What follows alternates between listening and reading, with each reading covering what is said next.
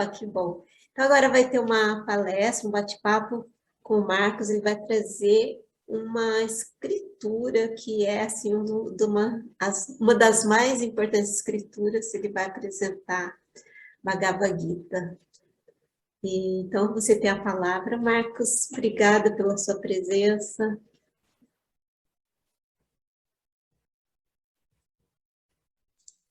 Imagina, é um prazer a gente poder sempre compartilhar alguma coisa quando a gente fala de yoga, né? A possibilidade de transmitir, de trazer algum conhecimento, de passar sempre alguma coisa é sempre muito importante a gente estar disponível para isso sempre, né? Eu acho que também faz parte dessa nossa troca, né? Esse nosso mecanismo que faz parte classicamente do nosso yoga. Estar compartilhando, estar fazendo isso é sempre muito bacana, né? E o texto, obviamente, que a gente vai conversar um pouco daqui a pouco é bem interessante, uma das bases das bases dentro do yoga, né? Usando Bhagavad Gita e os Sutras de Patanjali, né? Acho que são os dois principais textos clássicos do que a gente pode usar como base estrutural dentro de qualquer filosofia, dentro de qualquer base da estrutura do yoga, né? E falar um pouquinho do Bhagavad Gita é sempre bem oportuno, trazer um pouco da consciência de Krishna é sempre bem interessante, né? A gente poder trabalhar, tratar, discutir, ou enfim, qualquer coisa que seja nesse sentido acaba estimulando, desenvolvendo, né? E trazendo novos pensamentos. E eu até quero levar isso na forma de um bate-papo mesmo, que a gente possa tentar trocar da melhor forma possível, trazer algum tipo de conversa, de conexão, de dúvida, né? O interromper a qualquer momento também. Eu mesmo quero tentar abrir um pouco mais a perguntas e a alguma coisa em relação a isso aí, que de repente possa ficar um pouco mais rica essa conversa, esse bate-papo que a gente possa vir a ter aí.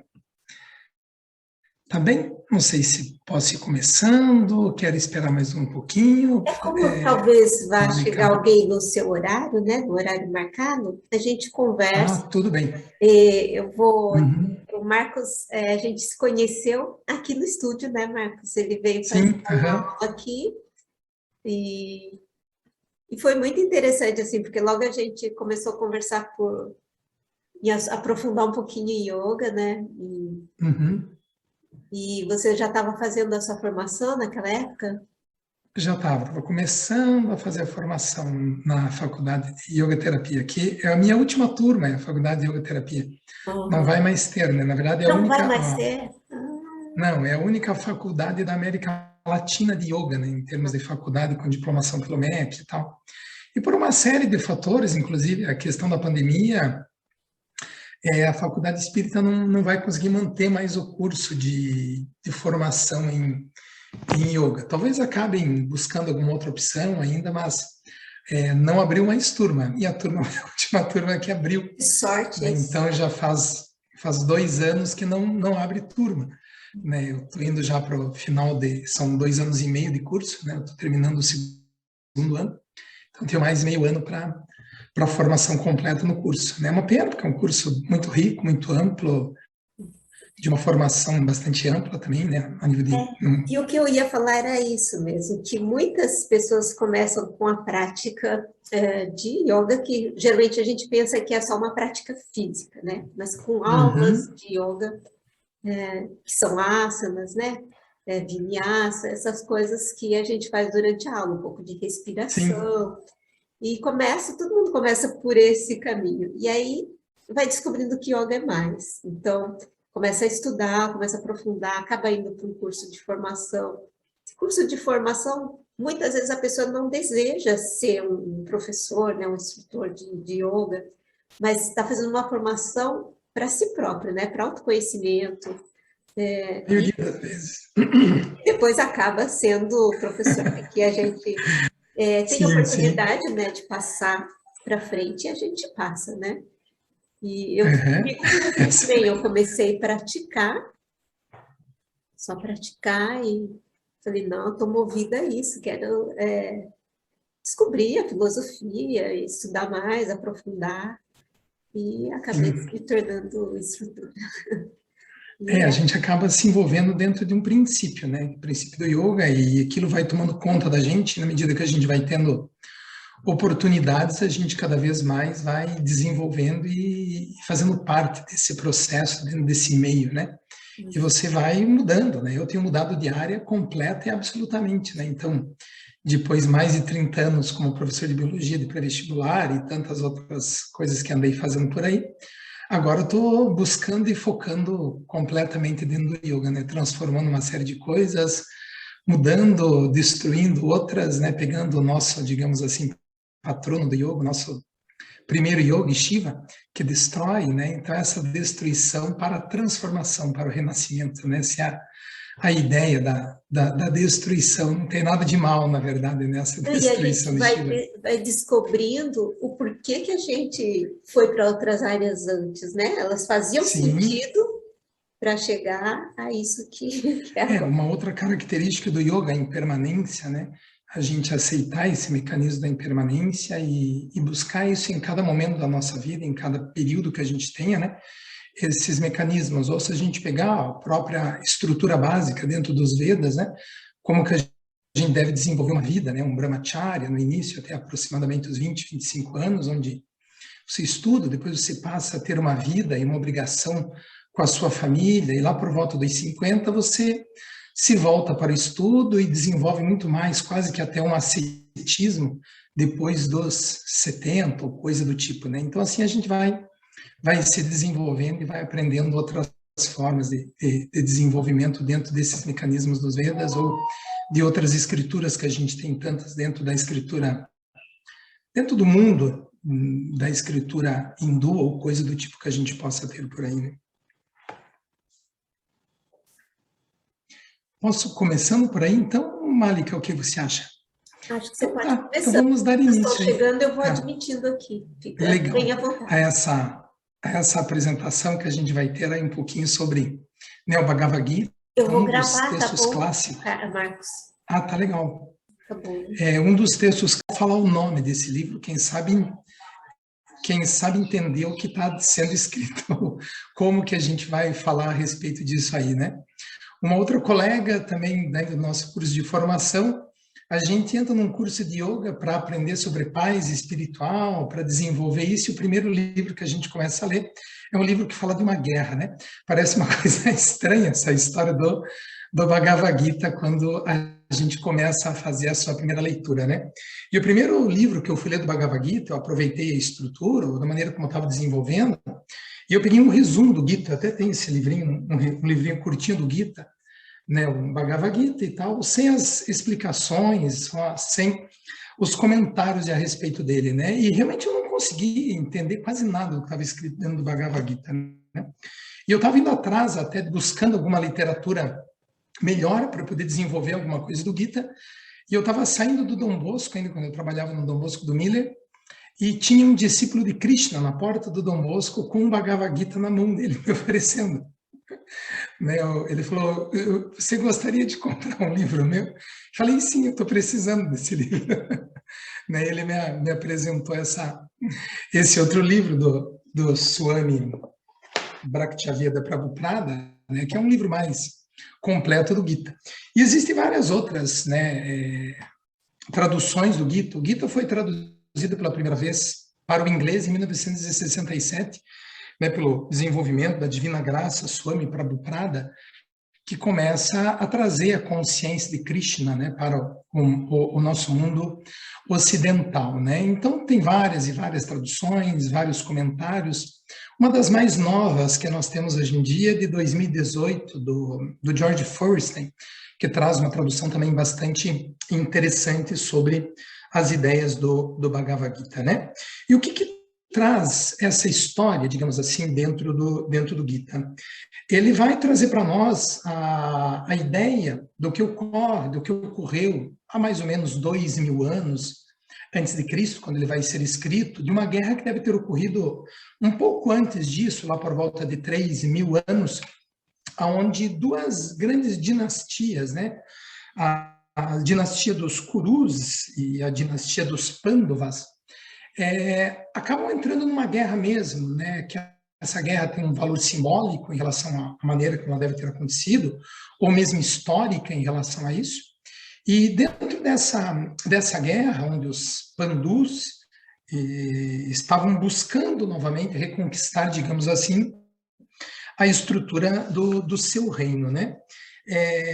Essa história ela ocorre dentro dessa epopeia, dentro desse mecanismo todo, como ele vai se desenvolvendo, e na busca, na verdade, entre o bem e o mal, né, que a gente pode também pensar nessa ideia.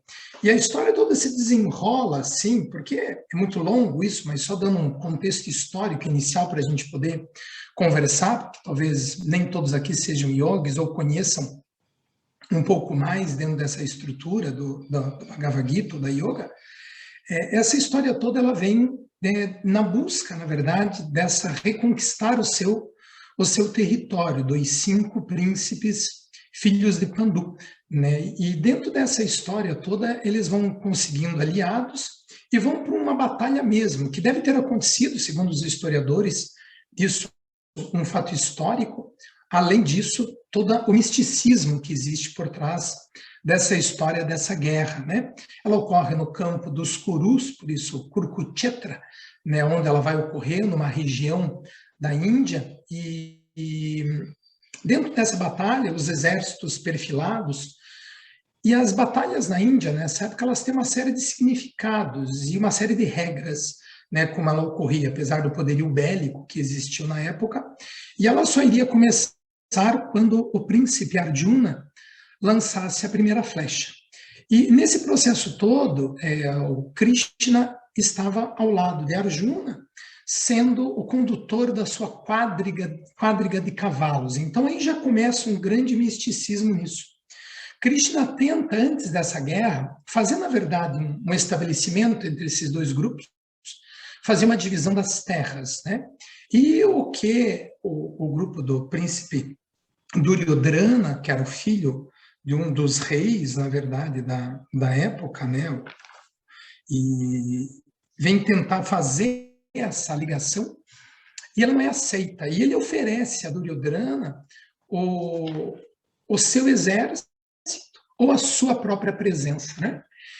E um grupo fica com o seu exército e Arjuna fica com Krishna como sendo o seu conselheiro, o próprio Deus encarnado na suprema personificação de Krishna. E antes de começar a batalha, Arjuna pede para Krishna leve no meio dos 2 exércitos que estão perfilados no campo de Kurukshetra, que ele queria ver com quem ele iria, na verdade, para essa batalha. E ele olha do outro lado, irmãos, mestres, parentes que estão do outro lado. O que ele não quer mais lutar. Ele se sente desanimado, inclusive o capítulo 1 do Gita é isso, né? O desânimo de Arjuna. Acha-se rodeado de ilusões que pertencem à sua natureza humana e inferior. E que nós acostumamos com essas ilusões, porque são agradáveis. As paixões, os apegos, o egoísmo. E nesse processo é que ele pede a ajuda de Krishna, porque ele não se vê mais em condições de lutar. Vendo as faces e vultos dos parentes, uns que lutam uns contra os outros, sinto-me exaustos de forças, os meus membros e o meu coração sem sangue. As minhas pernas tremem, meus braços não me obedecem. O arco cai das minhas mãos. Então Arjuna se sente completamente impotente na luta nesse momento. E mesmo quando nós vemos do outro lado essas forças inimigas, nós devemos pensar e entender que essas forças inimigas também são nossos mestres. Às vezes, alguns dos nossos mais importantes mestres podem até ser os nossos mais terríveis inimigos, né? E por meio delas a gente alcança, na verdade, muita experiência. E nesse momento, Krishna se coloca como mestre de Arjuna. Arjuna pede o conselho de Krishna e ele se coloca, né, na tentativa de reanimar Arjuna para que ele vá à luta, para que ele dispute essa batalha, né? Porque Arjuna não quer matar ninguém, né? Que nem que isso ele possa obter o governo dos 3 mundos, quanto mais pelo governo de um pedaço de terra. E aí, na verdade, o capítulo 2 do Gita, que eu acho que é o capítulo mais bonito de toda a história do Gita, que narra bastante o início, inclusive, da estrutura do yoga que se passa nele, né? Que é o que a gente chama o Sankhya Yoga, o capítulo 2 do Bhagavad Gita. A verdadeira natureza do espírito que vem sendo trazida a partir daí, né? Na verdade, a gente vai continuar falando aqui, eu até quero fazer um pequeno hiato aqui, se alguém quiser comentar alguma coisa dessa estrutura inicial, desse contexto histórico do Bhagavad Gita, como é que ele foi colocado, introduzido dentro do Mahabharata, né, que é um dos épicos dos Vedas, né? Então existe toda uma estrutura da literatura indiana, os Vedas, e dividido nos Upanishads e uma série de outros livros, e entre eles o Mahabharata também. E um dos capítulos do Mahabharata, que é dividido em 18 livros, no livro 13, se eu não me engano, ou 16, agora me fugiu a memória, está o Bhagavad Gita, que é como se fosse um resumo dessa história do Mahabharata. Alguém quer fazer algum comentário, já que a gente colocou isso como um bate-papo, né? Senão vai ficar apenas uma exposição única e exclusiva minha. Siga a gente. Eu tô super curtindo aqui ouvir, então, para mim Que tá bem bom, legal Suzy. isso. Então, vou seguindo aí. Qualquer coisa, vocês me perguntem, tá? Ou anotem aí. Então, a grande questão do Bhagavad Gita, diferente um pouco das escrituras védicas, de um modo geral, é o que a gente pode dizer que ele não foi simplesmente transliterado, porque os Vedas, de um modo geral, foram todos escritos por Vyasadeva, né, que recebe essa informação a partir de uma fonte divina, e ele vai fazendo a transcrição dos Vedas, não por ele mesmo, ele apenas narra. Na verdade, quem é o escriba dos Vedas é Ganesha, né, que seria o único capaz de escrever com tanta habilidade, fazer a transcrição do que Vyasa ia comentando, né? E um dos itens que existem de diferente no Gita é que o Gita é narrado pela própria personificação de Deus. Né, Krishna em terra, quando ele esteve aqui nesse momento, nessa batalha, e o que a gente diz que Vishnu, ou o grande Deus, Krishna, o Supremo, ele vem de tempos em tempos para o nosso planeta, para exatamente tentar pôr ordem na confusão humana que nós muitas vezes vivemos, né? E nós ainda não estávamos na era principal que estávamos na era de Kali, uma era não de tanta sombra. E exatamente nesse momento, há 3.102 anos atrás, começa a era de Kali Yuga. Pelo menos é uma datação aproximada. E na era de Kali Yuga é a era da ganância, a era das paixões, a era da corrupção, né, que nós estamos vivendo atualmente na era de ferro, Kali Yuga. E nesse momento, Krishna, ele vem em forma, portanto, humana, e ele faz a transliteração, a transcrição dessas informações, que são informações de conduta, informações que nos ajudam muito a ter um segmento mais correto, um reto agir dentro do nosso dia a dia. Então, a diferença do Gita, perto de outras escrituras, é que ele é a própria informação passada pela personificação humana do Supremo, de Deus, ou como a gente possa imaginar qualquer termo que a gente queira usar. Apesar de não estarmos falando de nenhuma fonte de religião, né? É apenas uma filosofia, uma maneira que a gente vê as coisas, mas onde existe, sim, a presença de um Deus, né? Esse Deus Supremo, Deus Controlador, que é a história do Bhagavad Gita, né? Seja do Bhagavad Gita, da Bhagavad Gita, que muita gente fala, né? A diferença disso é nenhuma, né? Se a gente for pegar do sânscrito mesmo, né? A Bhagava, que vem do prefixo Bhagavan, que significa, dentro da estrutura do sânscrito sublime, né? O Bhagavan. Então, e Gita, canção, então poderíamos chamar de a Bhagavad Gita, a sublime canção, ou na tradução para o português, estamos falando de um livro, né? Por isso, o Bhagavad Gita. Então, essa história vem e ela é contada exatamente no meio desse campo da batalha, onde Krishna narra para Arjuna o verdadeiro yoga. Nesse desânimo de Arjuna, que não quer mais participar da guerra porque ele não vê sentido, né? O homem representado por Arjuna, se rodeado de ilusões que pertencem à nossa natureza humana inferior, acostumados a ilusões agradáveis, como as paixões, o apego, o egoísmo. E quando ele vê do outro lado dele os parentes, os mestres, ele se sente sem nenhuma condição de ir para essa batalha, né? E ele pede ajuda a Krishna e se coloca como o seu discípulo. E vendo as faces e os vultos dos parentes, que querem lutar uns contra os outros, sujeitos exaustos, não conseguem mais ir à luta, né? E Krishna diz a ele: a meditação leva ao verdadeiro conhecimento da nulidade, da instabilidade de todas as formas, e como encontrar o caminho da liberdade espiritual e da luz da imortalidade. E Krishna fala a Arjuna: de onde vem, Arjuna, essa fraqueza que faz infeliz? Pois te fecha as portas do céu. E Arjuna, aos pés de Krishna, pede para que ele seja o seu mestre. E ele agora, como seu discípulo e amigo, os sábios não se entristecem nem por causa dos vivos, nem dos mortos. Não há entristecimento quando estamos vivos, ou nem de quem parte. Né? Por isso que a gente percebe na cultura indiana, não há um sofrimento na morte, né? Como muitas vezes nós temos aqui, né? Existe sim a saudade, mas aquilo que foi feito durante a vida, e uma boa vida, né, é aquilo que a gente leva nesse momento. E deve ser enaltecido nesse momento, que é o final.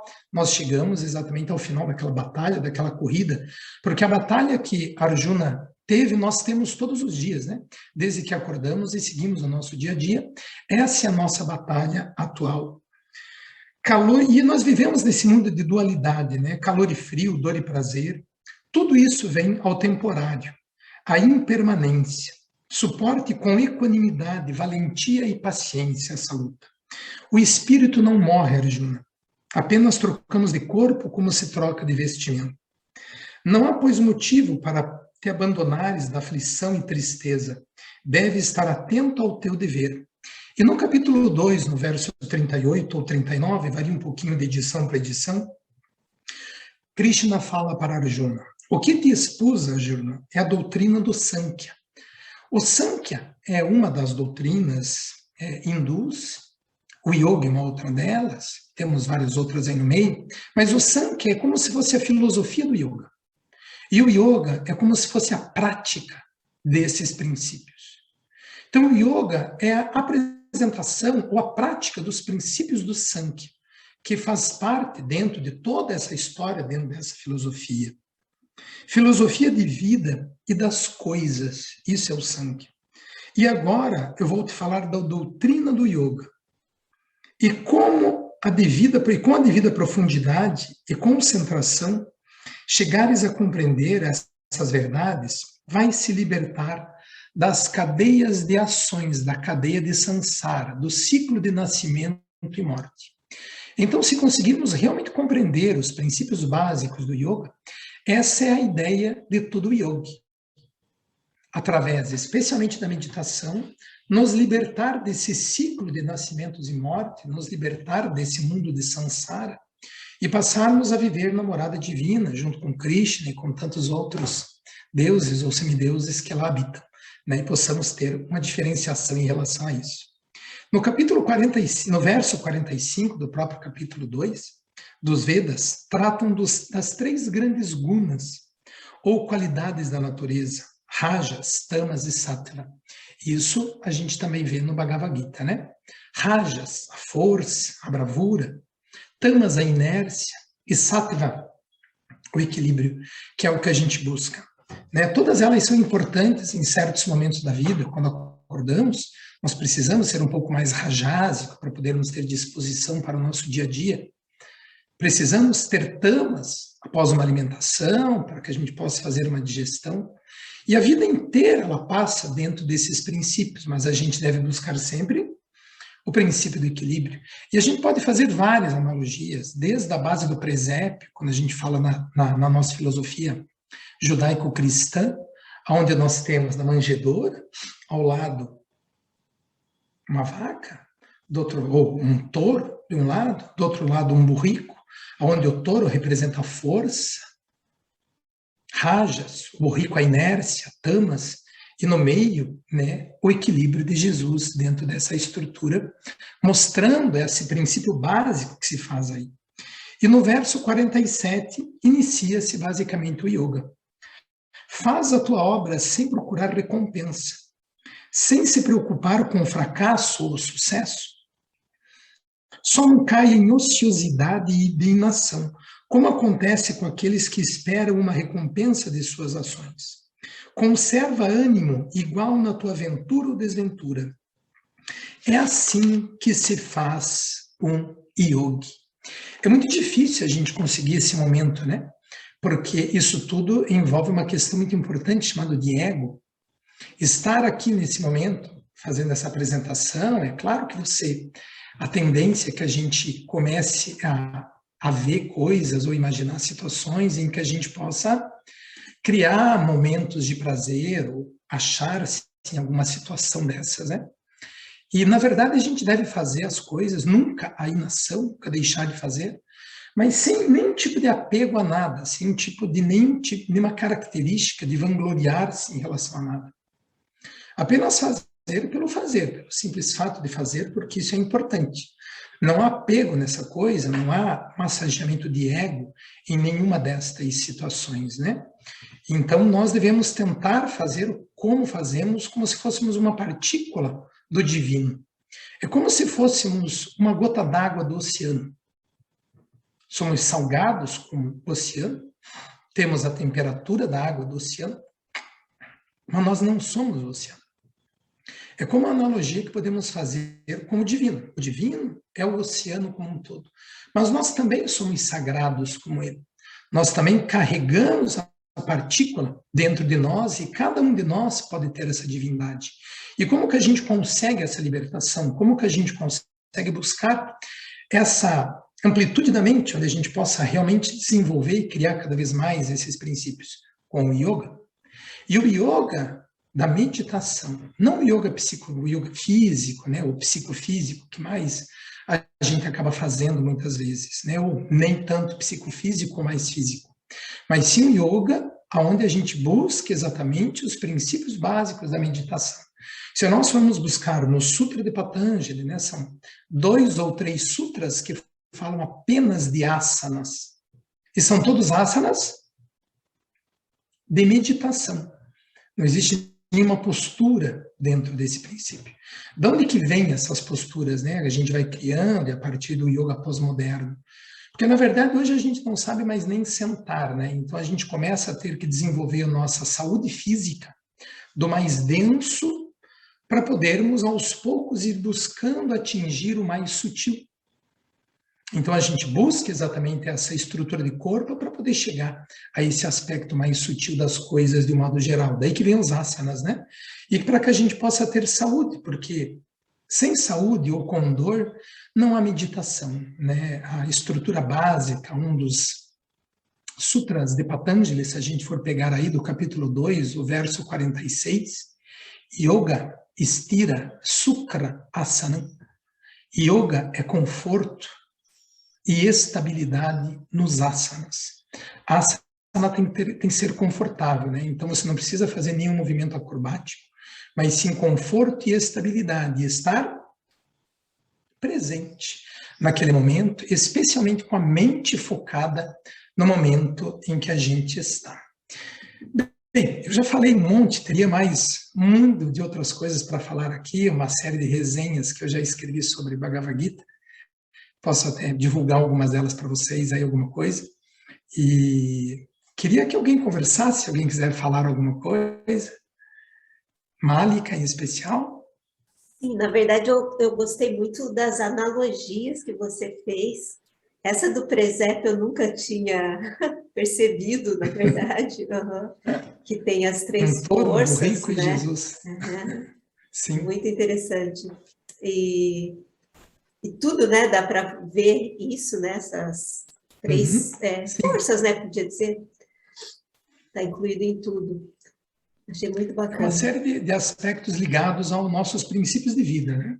Trazendo isso, o desapego das coisas, né? O desapego completo. Não é deixar de fazer nada, pelo contrário, fazer, participar. A inação não é correta, mas evitar o apego a isso. É difícil, é muito complexo, evitar o nosso ego dessas situações, né?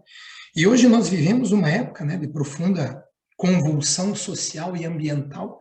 Eu acho que essa é a nossa principal guerra que nós estamos vivendo, né?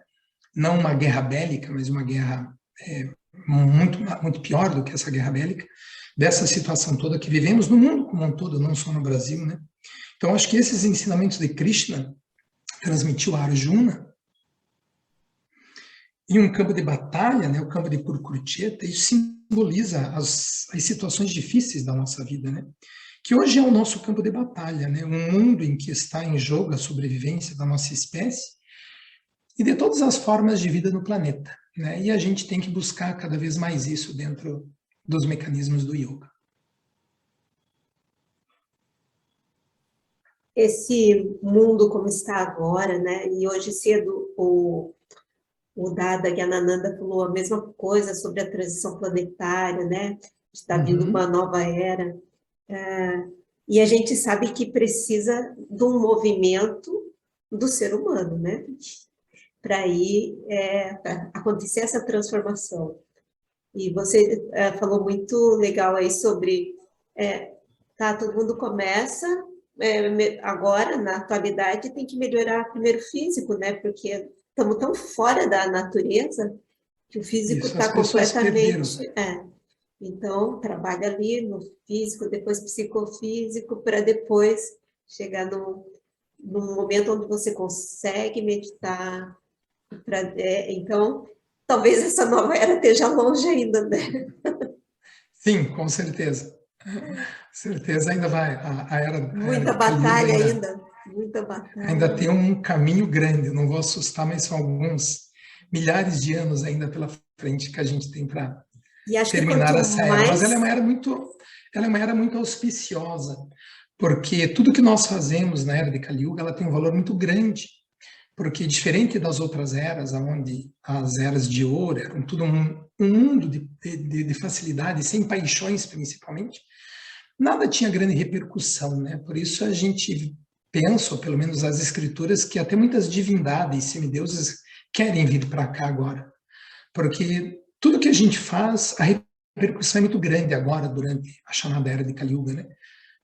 As coisas têm muita importância, porque tudo é tão difícil. Nós vivemos num mundo de ganância, num mundo de paixão, num mundo cada vez mais de cobiças e coisas assim, onde o material é o mais importante. E então os valores acabam sendo muito, muito intensos nesse momento aí. É isso, Malika?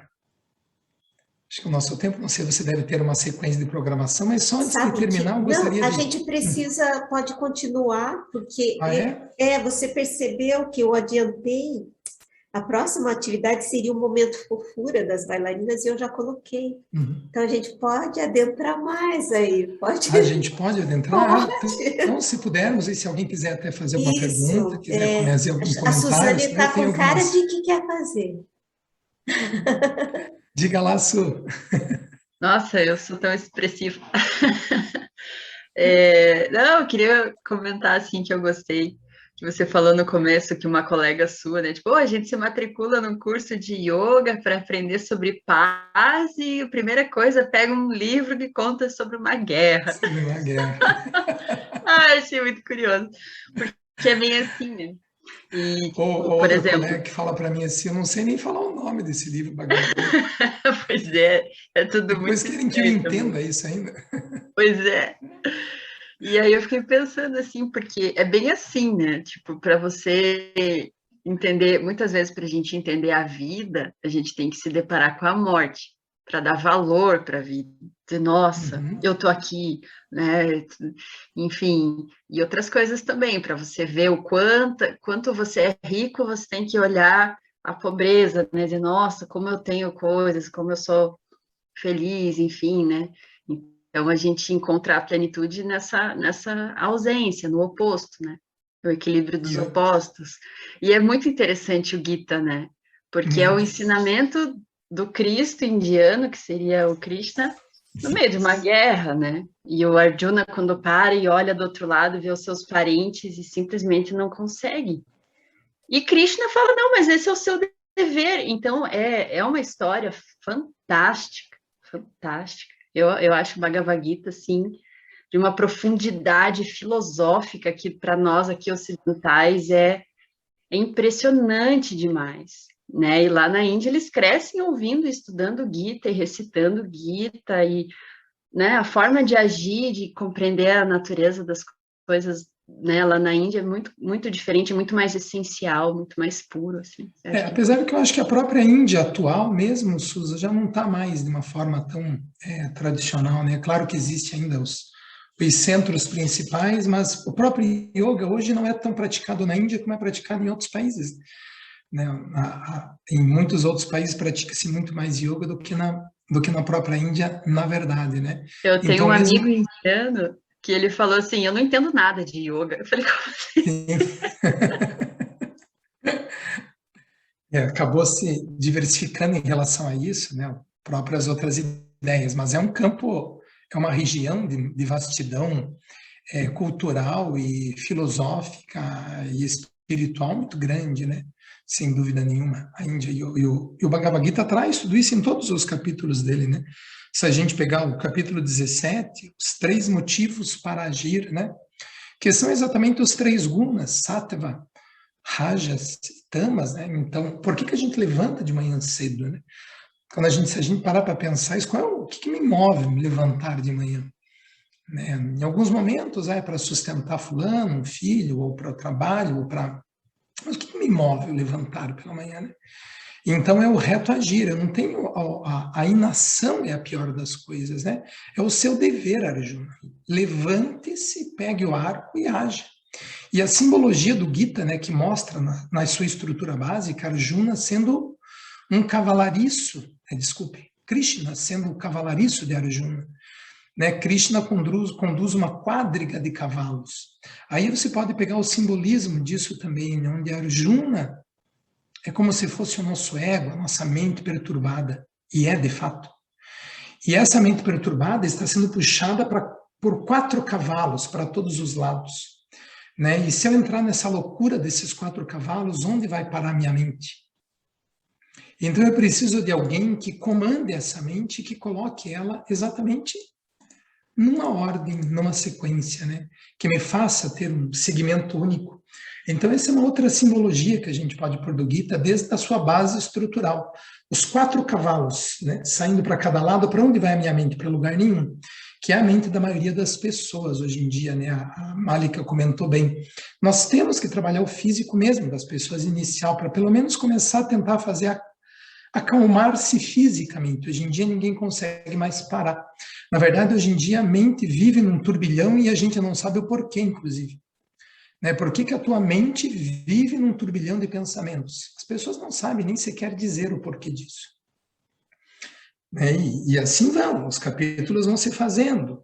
No capítulo 18, a conclusão, a perfeita renúncia, né? O princípio básico da renúncia. A pessoa de braços poderosos deseja compreender o propósito da renúncia e da ordem da vida renunciada. O matador de demônios queixa, senhor dos sentidos.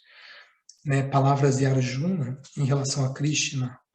Os 8 braços, que é quando ele mostra para Krishna a sua forma divina em um desses momentos, né? E o Mahabharata vai longe, né? Além do Bhagavad Gita, uma série de outras interpretações depois da morte de Krishna, a morte dos 5 príncipes, Arjuna, que se revela filho de Indra, que é um deus guerreiro, né? Então são muitas questões que a gente pode colocar em relação a toda a filosofia, a história e ao misticismo que existe dentro de tudo isso, né? Mas o princípio básico é que a gente possa fugir da vaidade, fugir da luxúria, fugir da inveja, deixar os apegos de lado, principalmente, né? Tentar, de alguma forma,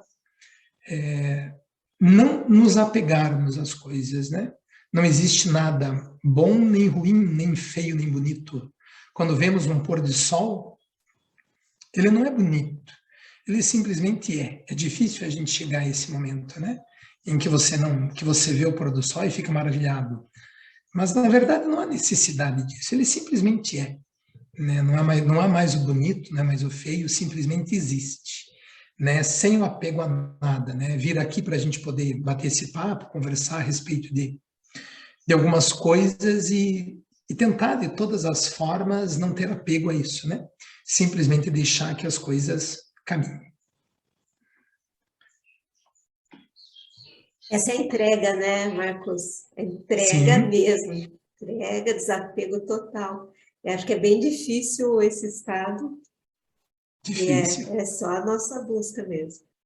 E a Existem busca da práticas, né? meditação. Então, existem Sim, práticas meditativas que nos levam a isso, né? Desde a hora que você acorda e, inclusive, durante o sono, estar desapegado. Então, exatamente. são práticas que são possíveis. Então, uma vez que você toma conhecimento, você tem a condição de partir para isso, né? E achar que é Sim. impossível, não é. Então, a gente vai praticando, parece que não consegue, não consegue, não consegue, mas uma hora você chega, parece que eu já não estou tão apegado. E na condição humana que nós estamos, né, é a condição que mais a gente tem, porque nós, humanos, temos, entre as criaturas vivas, né, o poder exatamente de discernimento mais claro, né, e da pergunta, né, da dúvida, de chegarmos a esse pensamento e sairmos da ignorância, né? Porque a tendência, normalmente, da maioria das pessoas, ou de uma grande parte, é viver dentro dessa ignorância. E a gente, como seres humanos, estamos aí exatamente para podermos sair desse estado de ignorância, né? E buscar, na verdade, essa clareza da mente, né? Tentarmos buscar a clareza da mente. A gente vai conseguir isso basicamente nos princípios da meditação, né? Que o yoga, na verdade, busca, né?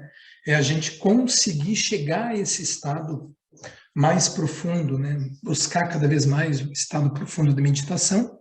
E dentro do yoga, essa parte do yoga, né? Que é o Dhyana Yoga, onde a gente trabalha com o estudo do yoga mesmo, né? O estudo dos princípios, trabalhar com isso.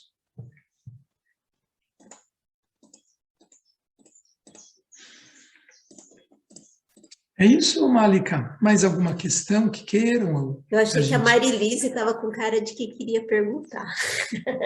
a minha irmã, Essa irmã, Marilise, né? Eu vi o minha irmã, sobrenome, eu fiquei pensando. deixa eu Ah, ver eu aqui. sou muito ansiosa, né? O Marcos sabe, crises de ansiedade. E eu gosto de sempre estou assim procurando esse tipo. Quando o Marcos colocou lá que ia falar sobre, eu fiquei bem interessada e aguardando o momento. Está sendo muito bom. Mas é um mundo grande, né? A gente tem que Marilise, você ir tem uma trabalhando voz nisso. doce, parece a pessoa mais calma desse É, mundo. mas então, já ouvi muito essa fala, mas eu sou muito ansiosa. Eu já estou longe do pensamento. Eu gosto assim de parar. É muito bom esses momentos, sabe? Sim. Uhum. Isso é sempre bom. Parar é sempre importante, Uhum. respirar, né? A É. gente tem que começar a aprender tudo isso pela Eu respiração, né? gosto muito de Né? ver aquelas aulas de respiração. Me entrego muito ali. São momentos muito, muito Os ricos. pranayamas é um dos fatores que nos levam a gente poder É. começar a acalmar a mente, né? Sim. Dar foco na respiração, já que a gente vive respirando, é o princípio básico para a gente poder viver, respirar e conseguir acalmar a mente. E não é fácil, mesmo quem vive do yoga, trabalha com, né, Malika está aí, nem sempre a gente consegue manter-se na plenitude. O mundo está aí exatamente para nos tirar de todas essas situações o tempo inteiro. Maya está presente na nossa vida, né? Maya, que é exatamente um mundo de ilusão, né? E a gente acaba se perdendo dentro dessas ilusões também, sem dúvida nenhuma.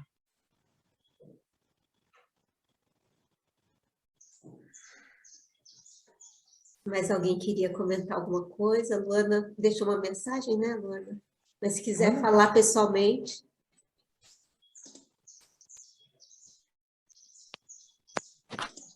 Tô aqui ouvindo o assunto e tô gostando muito. Maravilhoso, Cruzeta. Que bom, É um Lu. tema que A a Lu que é gente gosta professora de muito yoga agora nessa. também.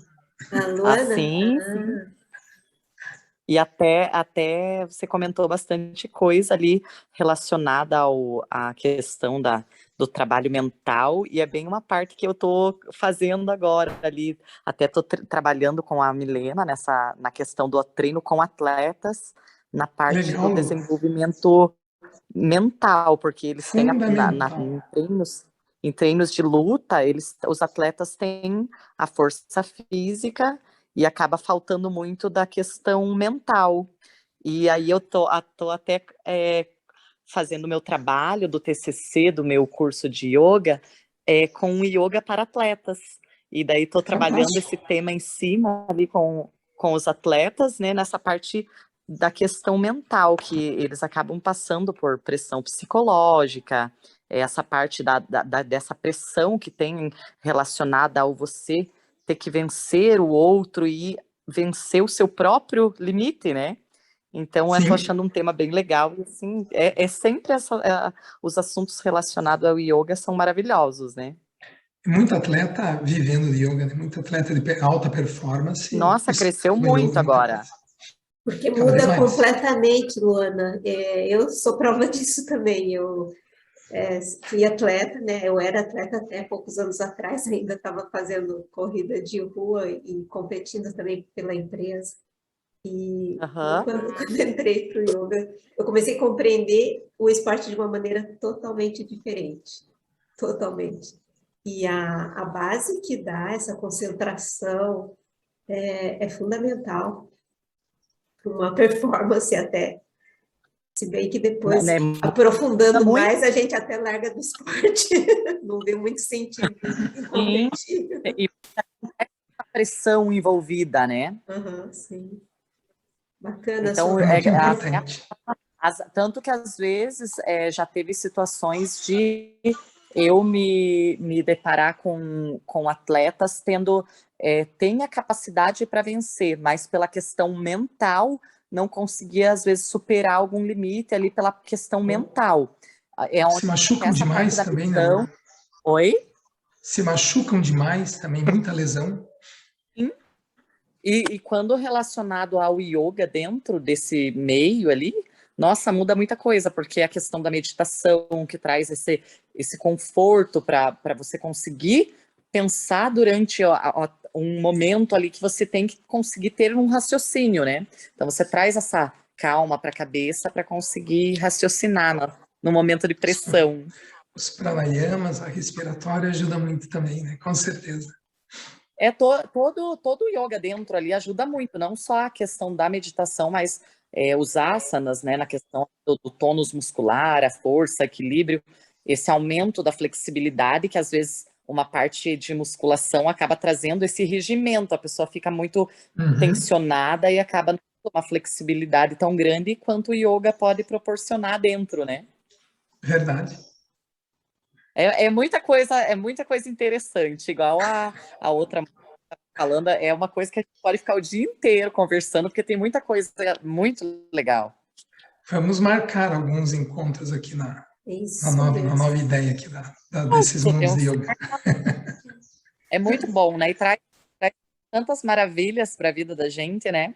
E em breve que a gente possa fazer presencial, né, Marcos? Aquele encontro que ficou adiado, né? Naquele espaço. Já está quase na hora. Já está. Todo mundo já vacinado aí. Já vacinado, e espaço mais aberto, né? Que nem você falou.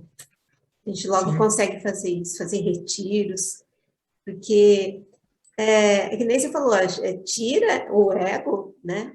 Tira o ego disso, mas sente que tem esse chamado para a gente fazer algo, né? Então, é uma ação, vamos fazer, tem uma parcelinha de um divino dentro da gente, né? Que nos comanda a essas ações.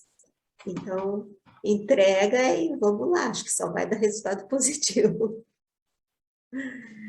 Então tá bom, gente. Queria agradecer mesmo, Málika, pelo convite. Nossa, eu agradecer que agradeço. Também aos meus mestres que me permitiram estar aqui nesse momento, o professor Vitor Silva, da faculdade, que foi um grande mentor do Bhagavad Gita, a professora Cassiane, que me introduziu nesse mundo do Bhagavad Gita, né, o mundo filosófico do yoga, tantos outros mestres que a gente tem, a Shiva, que nos permite estar aqui como nosso princípio básico do yoga. E eu acho que só antes de encerrar, seria bacana se a gente pelo menos 2 ou 3 vezes entoássemos o Mahamantra, né, que foi uma das grandes contribuições de Swami Brahmaprada, né, o criador da consciência de Krishna, um mantra que nos permite a libertação, apenas com ele já nos vai fazendo essa libertação, né? para quem não conhece aí o Mahamantra, que não é da área, Hare Krishna, Krishna Krishna, Hare Hare, Hare Rama, Rama Rama, Hare Hare. Ele não tem um significado transliterado de alguma coisa, tá? Mas na verdade, é um momento exatamente de clareza e da mente que a gente possa ter, né? Então, vamos nos centrar um pouquinho nesse momento. Leve as mãos no centro do peito. Feche os olhos se você quiser, ou mantenha-os abertos. Inspire profundamente. Solte o ar um pouco mais devagar. E vamos entoar 3 vezes, já que a gente falou de Krishna tanto, o Mahamantra. Vamos lá, depois da inspiração, inspire. Hare Krishna, Krishna Krishna, Hare Hare, Hare Rama, Rama Rama, Hare Hare. Mais uma vez. Hare Krishna, Krishna Krishna, Hare Hare, Hare Rama, Rama Rama, Hare Hare. Hare Krishna, Krishna Krishna, Hare Hare, Hare Rama, Rama Rama, Hare Hare. Gaura Premananda, Haribol. Namastê. Coisa linda. Quando a gente recita o Mahamantra, né? A gente está dizendo o nome, né? O nome de Deus, a entidade divina, quem você quiser. E uma vez que você diga o nome, né? A gente está, sem nem querer, essa entidade vem, né? Como você falou, Sim. recebe muitos benefícios, ela vem. Às vezes, em oração, você quer chegar até a entidade divina e não chega, né? Está em oração. Agora, o contrário, dizendo o Mahamantra, ela vem até você, sem esforço. Sem dúvida. Então, quem puder, repete o dia inteiro, né? Como fazem mesmo os Hare Krishna, eles repetem o dia inteiro. Coisa boa. Gratidão, Marcos, foi muito proveitoso. Imagina. Muito proveitoso Legal. mesmo, e até uma próxima oportunidade mesmo.